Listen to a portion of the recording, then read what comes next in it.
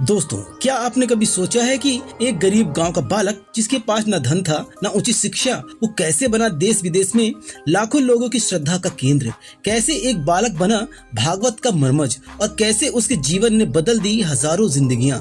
आज हम आपको बताने जा रहे हैं उस संत की कहानी जिनका नाम सुनते ही मन में श्रद्धा उमड़ पड़ती है। उनका नाम है पूज्य अनिरुद्धाचार्य जी महाराज। मध्य प्रदेश के जबलपुर जिले में एक छोटे से गांव रिझनवा में 27 जनवरी 1989 को एक दिव्य बालक ने जन्म लिया।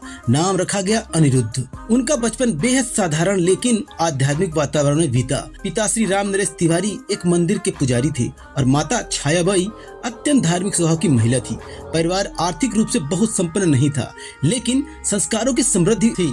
बचपन में अनिरुद्ध जी का दिन मंदिर में घंटियों की ध्वनि और भजन कीर्तन के बीच बीतता था। वे गाय चराने जाते और साथ ही हनुमान चालीसा, रामचरितमानस और गीता का पाठ करते।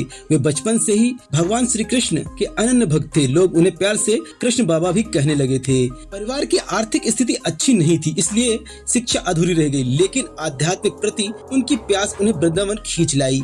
यहीं से उनके जीवन की असली आध्यात्मिक यात्रा की शुरुआत हुई। वृंदावन में उन्होंने श्री गिरिराज शास्त्री जी महाराज जैसे महान संतों से वेद, उपनिषद, पुराण, भागवत और श्री राम कथा की गहन शिक्षा प्राप्त की। फिर वे अयोध्या भी गए, जहां एक तपस्वी संत ने उन्हें कथा वाचन की विधा भी सिखाई। धीरे धीरे उन्होंने कथा वाचन करना शुरू किया।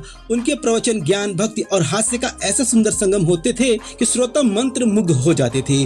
उनका अनोखा अंदाज, मधुर वाणी और गहन आध्यात्मिक ज्ञान लाखों लोगों के दिलों को छूने लगा। उन्होंने न केवल भारत में बल्कि विदेशों में भी श्रीमद् भागवत कथा, राम कथा और श्रीदेवी भागवत की कथाएं भी की हैं। उनकी सेवा यहीं तक सीमित नहीं रही।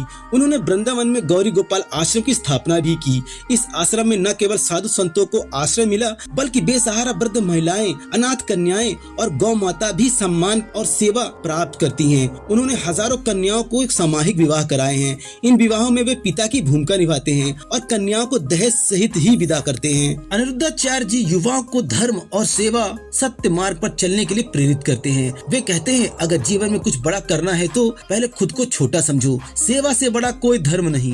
वे हजारों युवाओं को नशा मुक्ति, गौ सेवा और धार्मिक मूल्यों की ओर प्रेरित कर चुके हैं। उनकी लोकप्रियता सोशल मीडिया पर भी चरम पर है। यूट्यूब पर उनके लाखों सब्सक्राइबर हैं। उनकी कथाओं के लिए वीडियो देश विदेश में देखे जाते हैं। इसी कारण उन्हें ब्रिटिश संसद द्वारा विश्व में सबसे अधिक यूट्यूब कथावाचक सब्सक्राइबर के रूप में सम्मानित किया गया। 2024 में एक अमेरिकी विश्वविद्यालय ने उन्हें डॉक्टरेट की उपाधि भी प्रदान की है। हालांकि हर बड़े व्यक्ति की तरह अनिरुद्धाचार्य जी को भी आलोचनाओं का सामना करना पड़ा। उनके कुछ बयानों पर विवाद भी हुए, लेकिन उन्होंने विनम्रता से माफी भी मांगकर यह सिद्ध कर दिया कि वे केवल कथावाचक नहीं बल्कि एक सच्चे साधु हैं और अहंकार से कोसों दूर हैं। आज वे दो पुत्रों और धर्मपत्नी आरती तिवारी, जिन्हें उनके अनुयायी गुरु माता कहते हैं, उनके साथ एक सादा संपन्न सादगीपूर्ण जीवन जी रहे हैं। उनका जीवन, उनके विचार और उनकी कथाएं लाखों लोगों के लिए प्रेरणा का स्रोत बनी हुई हैं। अनिरुद्धाचार्य जी महाराज का जीवन बताता है कि भक्ति, साधना, सेवा और सच्चाई से चलकर एक गरीब गांव का बालक भी विश्व मंच पर अपनी पहचान बना सकता है।